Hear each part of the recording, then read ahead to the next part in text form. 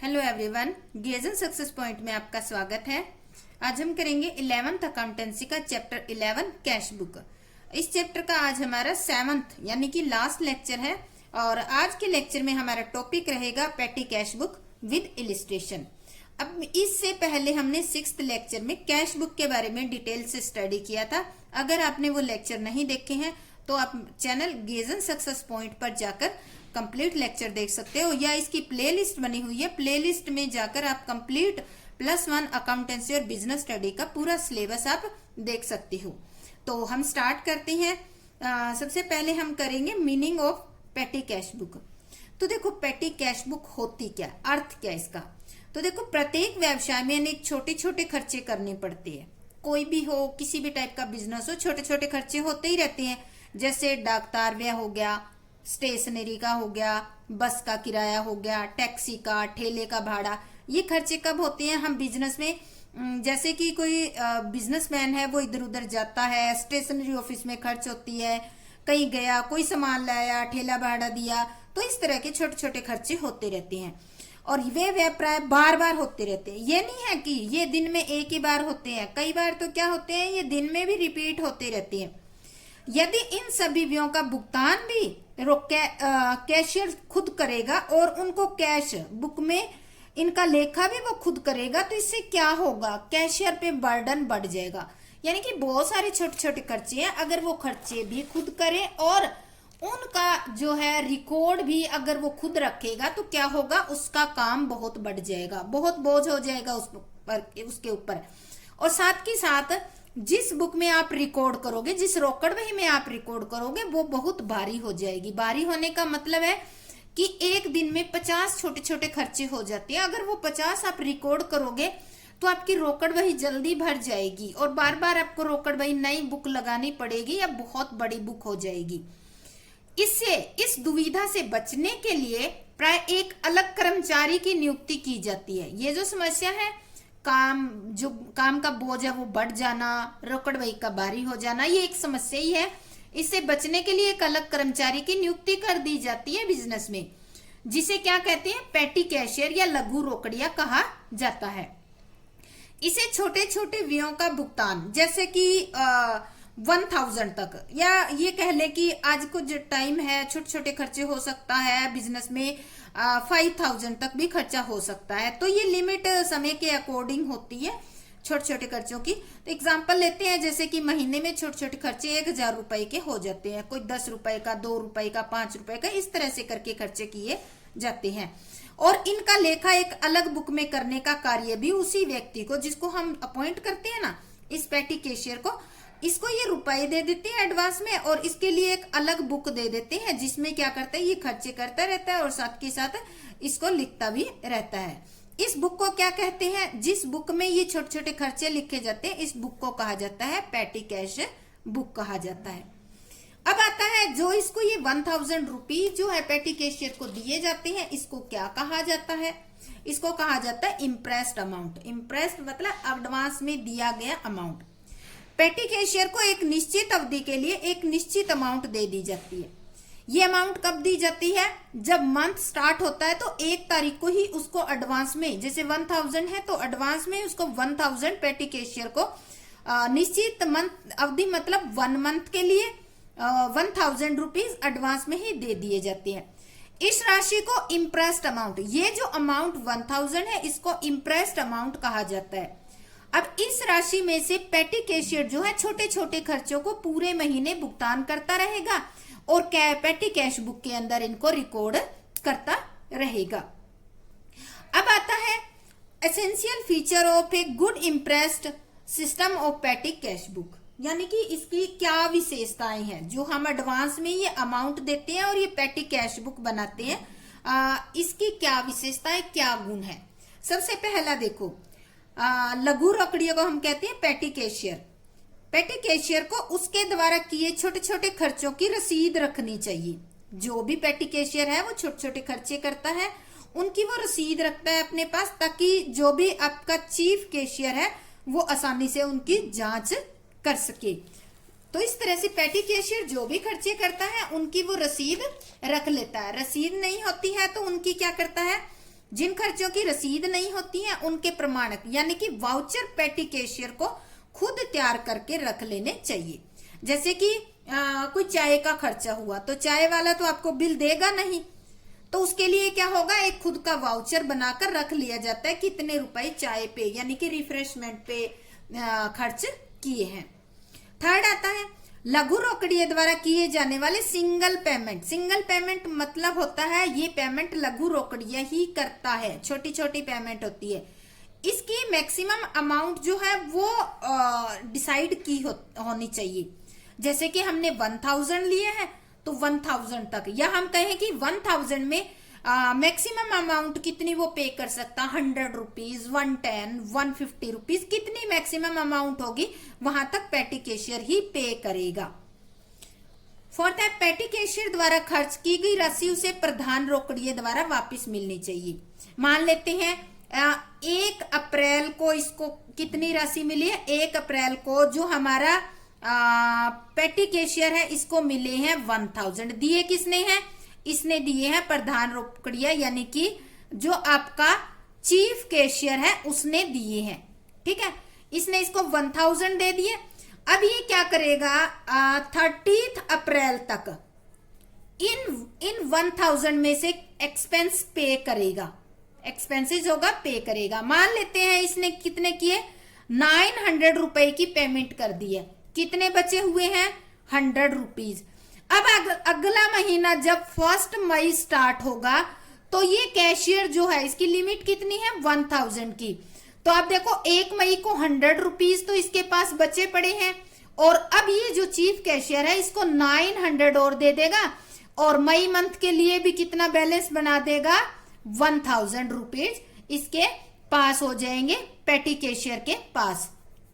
अब वो मई में भी इन 1000 में से खर्चा करता रहेगा। तो इसकी लिमिट फिक्स है, यानी कि 1000 से ज्यादा ये एक्सपेंसेस नहीं कर सकता।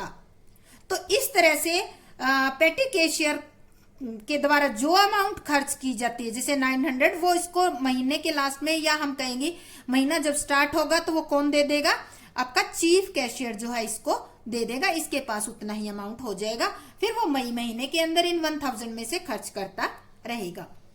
इसके बाद है पेटी कैशियर को कहीं भी व्यवसाय में आने वाली किसी भी राशि को प्राप्त करने का अधिकार नहीं होता।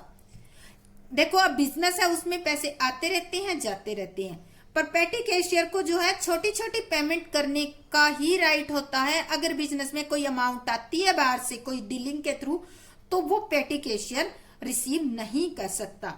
6th है पेटी कैश अमाउंट निर्धारित करते इसमें बहुत सावधानी रखनी चाहिए। जो पेटी कैश अमाउंट हमने यहाँ 1000 का एग्जांपल लिया है, ये जो है 1 महीने के लिए जो खर्चों को पे करने के लिए जो अमाउंट डिसाइड की जाती है वो बहुत ही सोच समझकर होनी चाहिए। इतनी अमाउंट जरूर होनी चाहिए कि पूरे महीने के छोटे छोटे खर्चों के लिए वो पर्याप्त हो। ना ही तो ये अमाउंट, कोशिश ये होनी चाहिए कि ना तो ये कम रहे और ना ही ये एक्स्ट्रा रहे। तो इस तरह से ये बहुत ही सोच समझकर डिसाइड करनी चाहिए कि कितनी अमाउंट पेटी कैशियर को दी जानी चाहिए। नेक्स्ट आता है एडवांटेज ऑफ इम्प्रेस सिस्टम। जो ये इम्प्रेस सिस्टम है यानी कि एडवांस में पेटी कैशियर को जो अमाउंट दी जाती है खर्चे के लिए, इसके लाभ क्या है। सबसे पहले देखो गबन पर नियंत्रण यानी कि कंट्रोल ओवर मिस अप्रोप्रिएशन। अब देखो कंट्रोल कैसे होगा, ये जो अमाउंट जो दी जाती है पेटी कैशियर को ये बहुत ही कम होती है। अमाउंट कम होने के कारण, जैसे अमाउंट कम होने के कारण गबन का जो लालच है वो पेटी कैशियर के दिमाग में नहीं आता, क्योंकि अमाउंट ही बहुत कम है तो वो गबन कहाँ से करेगा, और छोटी अमाउंट के बारे में उसके दिमाग में विचार ही नहीं आएगा कि इसको गबन भी किया जाए।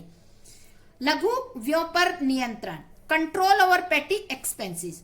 अब देखो पेटी एक्सपेंसेस पे कंट्रोल कैसे होगा, क्योंकि जो पेटी कैशियर होता है उसके पास उपलब्ध राशि से अधिक व्यय नहीं कर सकता। यानी कि उसको महीने के स्टार्टिंग में अगर 1000 रुपए दे दिए हैं तो पूरा महीना में उसको इन 1000 से छोटे छोटे खर्चे पे करने ही है, तो इससे ज्यादा वो एक्सपेंस ही नहीं कर सकता। तो वो सोच समझकर पे करेगा, तो इसलिए क्या होगा, जो पेटी के छोटे छोटे खर्चे होते हैं उन पे कंट्रोल हो जाता है। Control exercise by main cashier, प्रधान रोकड़िया द्वारा नियंत्रण। अब देखो प्रधान रोकड़िया कैसे नियंत्रण करेगा इन पे। प्रधान रोकड़िया क्या होता है, जो चीफ कैशियर होता है वो टाइम टू टाइम पेटी कैशियर को जो अमाउंट दी जाती है उसकी जांच करता रहता है, जिससे कोई भी फिजूल खर्ची अगर पेटी कैशियर ने की है तो वो जल्दी ही पता चल जाती है और ऐसे पता चलने के बाद उस पर कंट्रोल किया जा सकता है। नेक्स्ट है lesser chance of misuse of cash by petty cashier, यानी कि चांस कम हो जाते हैं मिसयूज होने के, जो पेटी कैश अमाउंट है पेटी कैशियर के पास उसके जो मिसयूज होने के चांस कम हो जाते हैं। लघु रोकड़िए द्वारा रोकड़ के दुरुपयोग के कम अवसर कम हो जाते हैं। अवसर कम कैसे हो जाते हैं, देखो जो भी पेटी कैशियर जो भी खर्चा करता है तो प्रत्येक खर्चे की रसीद होती है या फिर एक वाउचर प्रमाणक उपलब्ध होता है, और पेटी कैशियर को ये पहले से ही जब अमाउंट उसको दी जाती है पूरे मंथ की एक्सपेंस पे करने के लिए तो उसको साथ में ये बता दिया जाता है कि आप जो भी एक्सपेंसेस पे करोगे उसकी रसीद होनी चाहिए। अगर किसी की चीज की रसीद नहीं मिलती है तो उसका इसको वाउचर तैयार करना होता है। तो आप देखो हर एक एक्सपेंसेस की रसीद होगी, प्रमाणक उपलब्ध होगा, तो इससे रोकड़ के दुरुपयोग के अवसर ऑटोमेटिक ही खत्म हो जाएंगे, क्योंकि टैली हो जाता है रसीद से, तो खर्चे जो है कंट्रोल हो जाएंगे और साथ में मिसयूज भी नहीं होगा। एडवांटेजेस टू पेटी कैशियर, लघु रोकड़िए के लिए लाभदायक, और दूसरा जो पेटी कैशियर है उसके लिए भी लाभदायक है, क्योंकि खर्च की गई राशि का हिसाब किताब प्रस्तुत करने का उसका दायित्व कभी भी एडवांस में दी गई राशि से अधिक नहीं है। मान लेते हैं पेटी कैशियर को 1000 एक्सपेंसेस दिए हैं तो ये मैक्सिमम पे कितना करेगा, 1000 ही करेगा, और हिसाब किताब भी कितने तक ही देगा, 1000 तक ही देगा। अगर बिजनेस में कोई और खर्चा कर देता है तो उसके लिए रिस्पॉन्सिबल नहीं होगा, ये रिस्पॉन्सिबल 1000 तक पेमेंट जो इसने की है उतने तक ही हिसाब किताब देने का रिस्पॉन्सिबल है। नेक्स्ट आता है एडवांटेज ऑफ पेटी कैश बुक। अब देखो जो पेटी कैश बुक बनाते हैं इसका क्या बेनिफिट होता है। सबसे पहले है saving of time and efforts of chief cashier, प्रधान रोकड़िए के समय और श्रम की बचत। अब देखो प्रधान रोकड़िया जो होता है वो क्या करता है, अगर मान लेते हैं ये पेटी कैश बुक नहीं होती, पेटी कैशियर नहीं होता, तो ये सारे छोटे छोटे खर्चे कौन करता, चीफ कैशियर करता। चीफ कैशियर करता तो क्या होता, पेमेंट भी करता और इनको लिखता भी, तो उसका टाइम बहुत ज्यादा लग जाता और काम का बर्डन बढ़ जाता। अब क्या है, पेटी कैशियर जो चीफ कैशियर है, पेटी कैशियर होने और पेटी कैश बुक होने के कारण उसका टाइम भी बच गया और उसकी मेहनत भी बच गई। इस तरह से वो और इम्पोर्टेंट कार्यों में अपना ये टाइम और जो मेहनत है वो लगा सकता है। नेक्स्ट है इजीनेस इन पोस्टिंग, खाता बही बनाने में सुविधा। देखो अगर आप मान लेते हैं कि सारे के सारे खर्चे आप कैश बुक में लिख दोगे तो छोटे छोटे सारे खर्चों के अकाउंट बनाने पड़ेंगे, समस्या हो जाएगी। खाता बही आपकी लेजर बुक है वो बहुत बड़ी हो जाएगी। तो देखो अब क्या फायदा हो गया, एक अलग पेटी कैश बुक बनाकर सारे छोटे छोटे खर्चों का अलग टोटल करके उसको सीधा लेजर बुक में ट्रांसफर कर दिया जाता है। तो पोस्टिंग करना बहुत आसान हो जाता है, एक ही सिंगल पोस्टिंग के अंदर सारी पेटी कैश जो है एक्सपेंसेस जो है उनकी पेमेंट एक ही पोस्टिंग में हो जाती है। Easiness in preparing the cash book, रोकड़ बही बनाने में आसानी। अब देखो जब कैश बुक बनाते हैं तो जो कैश में पेमेंट की गई चाहे वो छोटी हो बड़ी हो सभी को कैश बुक में लिखा जाता है। अब देखो पेटी कैश बुक का जो पेमेंट का टोटल है वही मेन कैश बुक में लिखा जाएगा, छोटे छोटे खर्चे कैश बुक में इंक्लूड नहीं किए जाएंगे। कंट्रोल ऑन पेटी एक्सपेंसेस, छोटे छोटे खर्चों पे इस तरह से कंट्रोल भी हो जाएगा क्योंकि इन खर्चों की जांच होती रहती है बार बार मेन कैशियर के द्वारा। कोई ये लगता है कि कोई एक्स्ट्रा में हो रहा है, फिजूल खर्ची हो रही है, तो उसको इजीली कंट्रोल किया जा सकता है। Less chance of fraud, fraud के बारे में आपको बताया कि कपट की कम संभावना होती है। एक तो देखो अमाउंट बहुत कम होती है और कम अमाउंट होने के कारण पेटी कैशियर जो है इसके गबन के बारे में नहीं सोचता। सिंपल मेथड एक बहुत ही इजी मेथड है इसके लिए आपको बहुत ज़्यादा नॉलेज होने की ज़रूरत नहीं है। एक सिंपल आप एक जर्नल स्टडी, यानी कि अगर आप 10th 12th तक अगर आपने स्टडी कर रखी है तो आप इजीली कर सकते हो। या हम कह सकते हैं कि एक जिस बंदे को थोड़ा सा ज्ञान है वो बंदा भी पेटी कैश बुक आसानी से बना सकता है। यानी कि कोई विशेष, कहने का मतलब कोई स्पेशल नॉलेज की जरूरत है, यानी कि कोई विशेष, कहने का मतलब कोई स्पेशल नॉलेज की जरूरत नहीं है। तो ये हमारी थी पेटी कैश बुक की थ्योरी। अब हम करेंगे accounting procedure. Accounting procedure mean हम एक प्रैक्टिकल क्वेश्चन लेंगे और उसको पेटी कैश बुक का जो परफॉर्मा है उसमें बनाकर हम उसको समझाएंगे। तो मैं आपको परफॉर्मा बनाना तो सिखा देती हूँ, उसके बाद हम सम करेंगे। तो देखो ये पेटी कैश बुक का परफॉर्मा होता है। हमने अभी तक कैश बुक किया था उसमें और इस परफॉर्मे में आपको थोड़ा सा डिफरेंस दिखा देती हूँ ताकि आपको अच्छी तरीके से समझ आ जाएगा। देखो कैश बुक में हमने क्या लिया था, यहां से हमने ये क्रेडिट साइड का परफॉर्मा था और ये डेबिट साइड का था। तो अब हम क्या करेंगे, यहां तक का परफॉर्मा ले लेते हैं। ये जो है ये डेबिट साइड, ये हमारा क्रेडिट साइड का है और ये डेबिट साइड का हम कुछ पोर्शन ले लेते हैं, ये सारा पोर्शन नहीं लेंगे।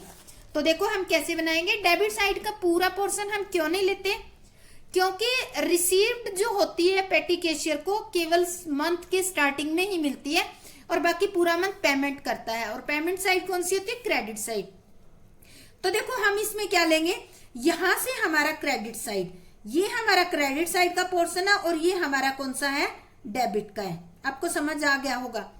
तो देखो यहाँ पे डेबिट साइड की अमाउंट जो रिसीव हुई और ये है कैश बुक फेलो। अगर कोई ऐसा पेज नंबर है तो उसका हम देंगे। ये डेट हम डेबिट क्रेडिट दोनों साइड वाली लिख सकती हैं। यहाँ पे पर्टिकुलर आ गया, पर्टिकुलर में जो डिटेल है वो लिखेंगे, कैश रिसीव्ड क्या, पेमेंट की वो डिटेल। यहाँ पे वाउचर नंबर, यहाँ पे टोटल पेमेंट लिखेंगे। अब देखो छोटे छोटे खर्चों को हम कुछ कैटेगराइज कर लेते हैं। जैसे पोस्टेज एंड कोरियर के अंदर बना लिया एक कॉलम, वेजिस का बना लिया, कन्वेंस का बना लिया, कार्टेज का बना लिया, स्टेशनरी का, और अदर या मिसलेनियस एक्सपेंडिचर जो इनमें नहीं आएंगे उनको हम लास्ट वाले कॉलम में लिख देंगे। और उसके बाद हम टोटल करके इसका बैलेंस निकाल लेंगे। तो ये था हमारा परफॉर्मा। तो चलो इसके बाद हम इसका क्वेश्चन रीड करते हैं और फिर हम इसको सॉल्व करते हैं। देखो हम कर रहे हैं इलिस्ट्रेशन नंबर 16 और हमारा पेज है 11.44। तो हमारा क्वेश्चन देखो हम रीड कर रही हैं, ध्यान से देखना इसको, फिर इसके बेस पे हम सम करेंगे।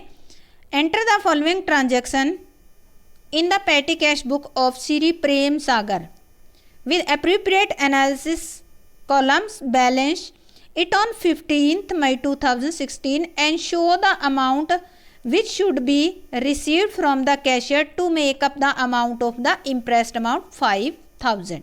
तो 5000 मिले हैं इसको और उसमें से इसको हर साल खर्चा करता था, हर महीने खर्चा 5000 करता था। तो देखते हैं कि इसके कितने बचे हुए थे, अब इसको कितने रिसीव हो रहे हैं। तो 1 मई 2016 को receive from cashier 4720 rupees. The amount required to make up the amount of the imprest wise 5000, यानी कि 5000 रुपीज़ करने के लिए इसको कितने मिले हैं, 4720 रुपीज़ मिले हैं। यानी कि टोटल तो इतने हो गए, कुछ बैलेंस बीडी पीछे के बचे पड़े होंगे, तो इसलिए इसको 4720 रुपीज़ तो अब मिले हैं और इसकी कुछ बैलेंस बीडी होगी। बैलेंस बीडी कितनी होगी, तो इसकी देखो बैलेंस बीडी होगी आपकी 280, यानी कि टोटल 5000 महीने का इसका 5000 करना है और 4 ये मिले हैं, ये इसको अब मिले हैं। ठीक है, 5000 टोटल करना है, 4720 मिले हैं, तो 280 रुपीज़ इसके अप्रैल वाले बचे हुए हैं, वो क्या होगी आपकी बैलेंस बीडी होगी। ठीक है, और ये रिसीव्ड अमाउंट हम दिखा देंगे 4720 रुपीज़। 3 मई को, अच्छा इसके साथ ही देखो इसने क्या क्या खर्चे किए हैं। 1 मई को परचेज स्टैम्प, परचेज कैरेज। 3 मई को paid for office cleaning, paid for wages, paid for railway fair, paid बस फेयर, ये ऐसे ऐसे खर्चे किए हैं इसने। 8 मई को, एक एक तारीख को देखो कितनी कितनी ट्रांजेक्शन हो रही है। वेजेस पेड की है टी ऑफिस स्टाफ।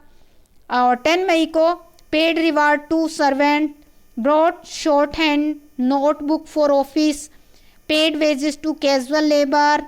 और 12 मई को purchase pen and pencils, pen और पेंसिल किस में आती है, स्टेशनरी में आती है। पेड फॉर इनवेलप, इनवेलप किस में आते हैं, पोस्टेज के अंदर आती है। और 15 तारीख को paid for repair to typewriter.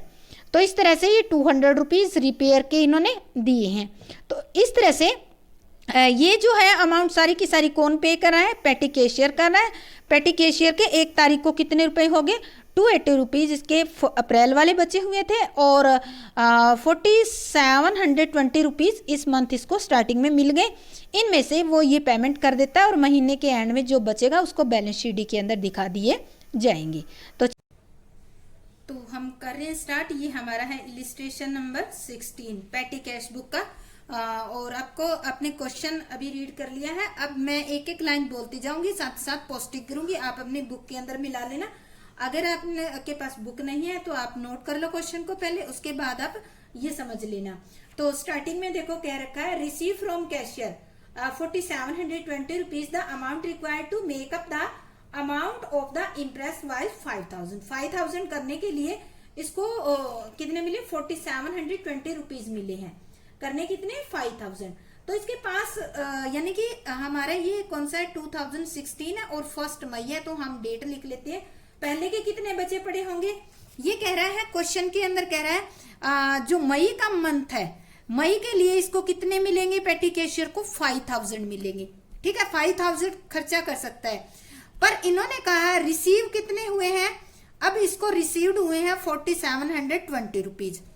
Total month इसको कितने मिलने हैं, इसके पास कितने रुपए होने चाहिए, 5000 इतने मिले हैं। तो इट मीन्स इसके पास 280 रुपीज जो है वो कौन से बचे पड़े हैं, ये बैलेंस बचा पड़ा है, बैलेंस बीडी कह सकते हैं इसको, ये अप्रैल में बचा था वो वाला है। ठीक है, तो ये हमारी बैलेंस बीडी आ गई। अब देखो टोटल इसके पास 5000 हो जाएंगे मई मंथ के लिए, तो ये हमारी बैलेंस बीडी होगी। तो बैलेंस बीडी को हम कहाँ लिखते हैं, ये देखो जैसे कि आपको परफॉर्मा समझाया था, पर्टिकुलर में हम लिखेंगे।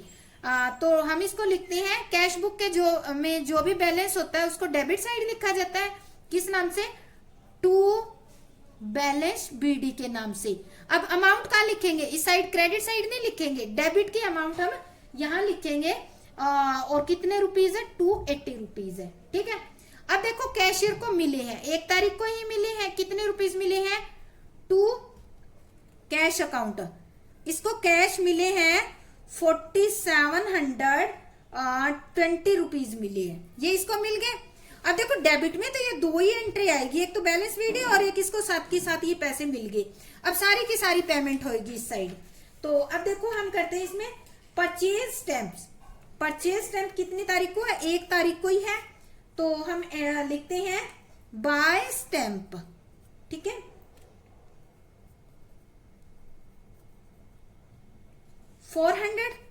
टोटल अमाउंट हम 400 में लिख देंगे। स्टैम्प किस में आती है, पोस्टेज एंड कोरियर के अंदर, पोस्टेज के अंदर हम इसको 400 को लिख देते हैं। नेक्स्ट हमारी है पेड फॉर कैरेज 300, तो हम लिखते हैं बाय कैरेज, सेम 1 तारीख को ही है, तो बाय कैरेज लिखेंगे, कैरेज ही है, हाँ, बाय कैरेज कितनी है, 300। कैरेज को हम कहाँ ले जाएंगे, कार्टेज के अंदर ले जाएंगे, क्योंकि कैरेज जो भाड़ा होता है उसको हम क्या कहते हैं, इसकी सीध में हम ले जाएंगे कार्टेज के अंदर, हम नोट कर लेंगे इसको। ठीक है, इसके बाद नेक्स्ट जो ट्रांजैक्शन है वो है 3 मई की, पेड फॉर ऑफिस क्लीनिंग। ठीक है, 3 मई को पेड फॉर ऑफिस क्लीनिंग, तो इसको हम लिखेंगे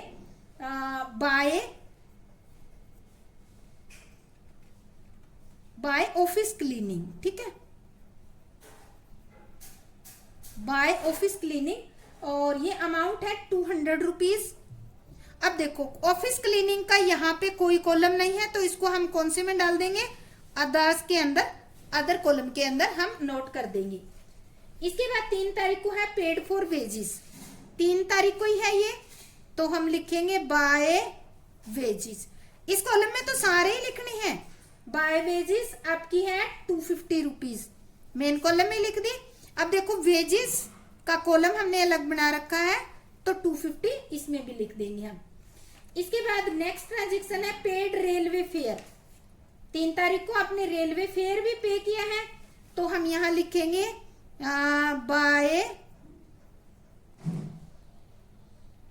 बाय रेलवे फेयर, ठीक है। और ये आपने किया है 350 रुपीज। अब देखो रेलवे फेयर जो है वो किस में आता है, कन्वेंस के अंदर आता है। आपने एक सुविधा ली है इधर आने जाने के लिए तो हम इसको कन्वेंस के अंदर डाल देंगे। अगर आपको समझ में नहीं आया ना तो अदर में डाल देना, कोई टेंशन लेने की जरूरत नहीं है कि ये आइटम कहाँ आएगी, कैसे लिखेंगे, समझ में नहीं आ रहा है। समझ में आ जाए तो बहुत अच्छी बात है, नहीं समझ में आ जाए तो अदर इसलिए ही बना हुआ है ये कॉलम। 350 कन्वेंस, कन्वेंस जो वो होता है जो हम कहीं इधर उधर आने जाने के लिए सुविधाजनक तरीके से आने जाने के लिए हायर करते हैं। तो हम रेल के द्वारा गए हैं या बस के द्वारा जाते हैं तो वो कन्वेंस में, रेल का, बस का, वो सारा कन्वेंस के अंदर आ जाएगा। टैक्सी का ये सारा इसमें आ जाता है। तो रेलवे फेयर हो गया। इसके बाद 3 तारीख को बस फेयर, ठीक है। बस फेयर इन्होंने कहा है कि पेड बस फेयर। बस फेयर कितना दिया है 400 रुपीज। तो 3 मई को ही है ये बाय बस फेयर और ये आपका है 400। तो ये भी क्या है, बस फेयर भी क्या है, कन्वेंस में ही जाएगा। सुविधा के लिए आपने इधर उधर आने जाने के लिए तो बस fair, taxi fare, railway fair और बाय एयर जाते हो तो वो सारा कन्वेंस के अंदर ही आ जाता है। अब आता है 8 तारीख की। 8 तारीख को देखो कितनी ट्रांजेक्शन हुई है, पेड फॉर वेजिज। 8 तारीख को आपने फिर वेजिज पे की है। वेजिज आपने 8 तारीख को कितनी पे की है 400। तो वेजिज का कॉलम हमारा बना हुआ है, हम उसमें ही लिख देंगे 400 रुपीज। सॉरी वेजिज 240 है, 240 है तो यहाँ 240 लिखेंगे, गलती से लिखा गया 240, ठीक है। वेजिज 240। इसके बाद नेक्स्ट जो ट्रांजेक्शन है T2 ऑफिस स्टाफ। ऑफिस का जो स्टाफ है उसको चाय पानी पिलाया, उस पर खर्चा हुआ है तो हम यूं के यूं जैसे दे रखा वैसे ही लिख देंगे T2 ऑफिस स्टाफ।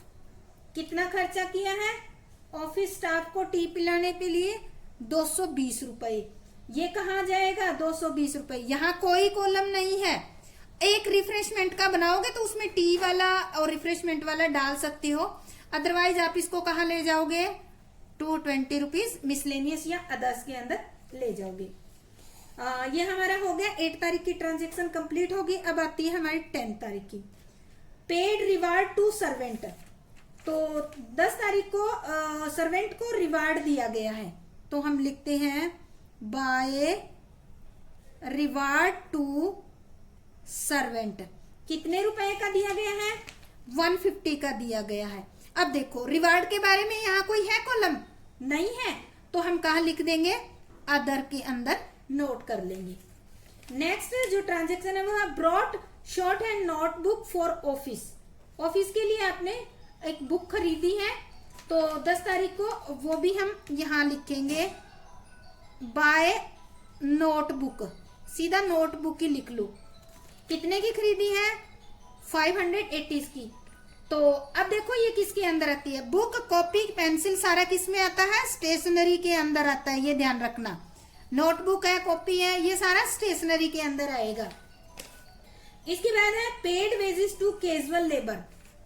आपने 10 तारीख को ही क्या फिर पे की है, आपने फिर वेजेस पे की है टू वेजेस, चाहे कैजुअल परमानेंट किसी को वेजेस पे की हो पर आपने वेजेस ही पे की है तो ये वेजेस वाला कॉलम हमारा है ऊपर देखो इसमें लिख देंगे। ये वेजेस सॉरी कन्वेंस में लिखा गया वेजेस के कॉलम में हम लिख देंगे, ठीक है।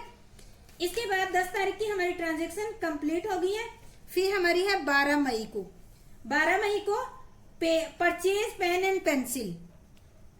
तो परचेज पेन एंड पेंसिल किस में आती है, ये आते हैं आपके स्टेशनरी के अंदर। Pen and pencil. कितने रुपए की परचेज किए हैं पेन एंड पेंसिल? 520 रुपीज। ये किस में आएंगे? आपके स्टेशनरी के अंदर आएंगे, क्योंकि पेन पेंसिल सारे स्टेशनरी में आते हैं। इसके बाद 12 मई को ही अगला आता है पेड फॉर एनवेलप्स।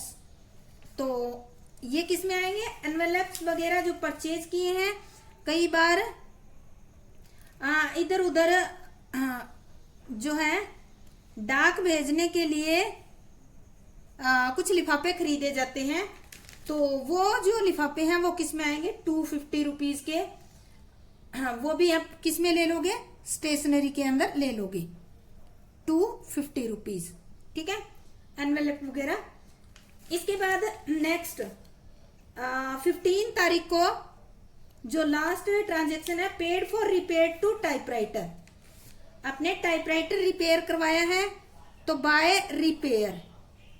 अब देखो रिपेयर कराई है आपने 200 रुपीज की, पर यहाँ रिपेयर का कोई कॉलम नहीं है, तो हम कहाँ ले जाएंगे? मिसलेनियस के अंदर दे देंगे। तो ये जो कॉलम हमने बनाए है ना, ये कॉलम हमने पहले क्वेश्चन को पढ़ के, और जो ज्यादा ट्रांजेक्शन होती है उनसे रिलेटेड कॉलम बनाने हैं। कोई फिक्स कॉलम नहीं है, आपकी मर्जी से। जैसे हमने इसके अंदर क्या है? कन्वेंस लिया है। हो सकता है आपके क्वेश्चन में रिफ्रेशमेंट का ज्यादा जिक्र आ रहा है, तो आप कन्वेंस को छोड़ दो, रिफ्रेश ले लो, या इनके साथ 1-2 कॉलम एक्स्ट्रा ऐड भी कर सकते हो, इनको कम भी कर सकते हो। ऐसी कोई बाउंडेशन नहीं है। और अगर समझ ना आए तो वो अदर में भी डाल सकते हो आप। तो इस तरह से क्या होगा, हमारा ये क्वेश्चन, हमारे जितनी भी ट्रांजेक्शन थी वो सारी कंप्लीट हो गई है। तो अब हम क्या करेंगे? अब देखो यहाँ पे लिखते हैं टोटल पेमेंट। टोटल पेमेंट कितनी होगी? मैं यहाँ पे टोटल कर रही हूँ, ठीक है, आपके सामने। तो हमने टोटल कितनी पे कर दी? 4046 रुपीज। और आपने पोस्टेज किए हैं, ये जो है इसके, अब देखो ये चीजें, और आपने ये कर दिए 890 रुपीज, 750 कन्वेंस के लिए, 300 आपने कार्टेज के, और स्टेशनरी 1350 रुपीज, और अदर में 770 रुपीज। टोटल पेमेंट होगी। और साल के एंड में आपके टोटल कितने होने चाहिए? देखो डेबिट साइड का टोटल आपका कितना आता है? डेबिट साइड का टोटल आता है आपका 5000 रुपए, 5 आता है। तो इस साइड का टोटल भी कितना आना चाहिए? 5000 आना चाहिए। तो बकाया वो क्या है आपकी? वो क्या कहलाएगी? By balance CD. अब देखो महीने के स्टार्टिंग में आपको 5000 रुपए मिले, इनमें से 4460 रुपए आपने खर्च कर दिए, बाकी बचे हुए कितने आपके? 540 रुपीज आपकी बैलेंस सीडी है। इसको आप देखो, अभी हमारा मई है तो जून 1, ये जो है बैलेंस सीडी है वो 31 मई की है, ठीक है, 31 मई की। 1 जून को जो है ये जो बैलेंस सीडी है वो किस में बन जाएगी? To balance BD. कहाँ आ जाएगी? डेबिट साइड में 540। और अगले महीने 1 जून को टू कैश कितना मिलना चाहिए? 1 जून को इस कैशियर को 5000 करने के लिए 5000 में से ये लेस कर देंगे तो 4460 रुपए इसको कैश मिलना चाहिए, टोटल हो जाएंगे। तो इस तरह से हम अपना जो है पेटी कैश बुक बना सकते हैं। और अब आपको जो बैलेंस सीडी आया है जो 540 रुपीज, ये बैलेंस सीडी आपका बचा हुआ है, और जो टोटल पेमेंट है वो आपको ये दिखानी है। इसको आपको कैश बुक में ले जाना है कि पेटी कैश बुक में हमने 4,460 रुपीज हमने छोटे छोटे खर्चों के रूप में पे किया है। तो इस 4,460 रुपीज की कैश बुक में एंट्री होगी, और पेमेंट साइड होगी बाय पेटी कैश बुक के नाम से, और कैश कॉलम में क्रेडिट साइड में हम पेमेंट के अंदर लिख देंगे। तो ये हमारी पेटी कैश बुक थी। आज का हमारा ये चैप्टर कंप्लीट हुआ। फिर भी अगर आपको इसमें कहीं कोई किसी लेक्चर में भी किसी पॉइंट में भी अगर आपको कोई डाउट हो तो आप कमेंट करके पूछ सकते हैं। अगर आपको अच्छा लगा है, समझ आ गया है, तो मेरे चैनल को लाइक, शेयर, और देखो नीचे सब्सक्राइब का बटन है वो जरूर दबाएं, साथ में बेल आइकन है उसको प्रेस करें ताकि जो भी वीडियो पोस्ट करूं उसका नोटिफिकेशन आपको मिल जाए।